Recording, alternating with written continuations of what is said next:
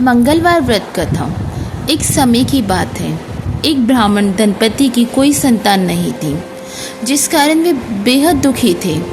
एक समय ब्राह्मण वन में हनुमान जी की पूजा के लिए गया।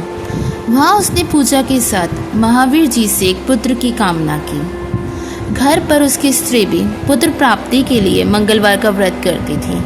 वे मंगलवार के दिन व्रत के अंत में हनुमान जी को भोग लगाकर ही भोजन करती थी। एक बार व्रत के दिन ब्राह्मणी न भोजन बना पाई और न ही हनुमान जी को भोग लगा सकी।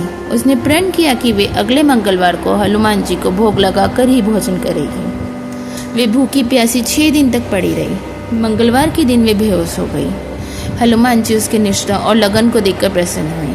उन्होंने आशीर्वाद स्वरूप ब्राह्मणी को एक पुत्र दिया और कहा कि ये तुम्हारी बहुत सेवा करेगा। बालक को पाकर ब्राह्मणी अति प्रसन्न हुई। उसने बालक का नाम मंगल रखा। कुछ समय उपरांत जब ब्राह्मण घर आया तो बालक को देखकर पूछा कि वे कौन है। पत्नी बोली कि मंगलवार व्रत से प्रसन्न होकर हनुमान जी ने उसे ये बालक दिया है। ब्राह्मण को अपनी पत्नी की बात पर विश्वास नहीं हुआ। एक दिन मौका देख ब्राह्मण ने बालक को कुएं में गिरा दिया।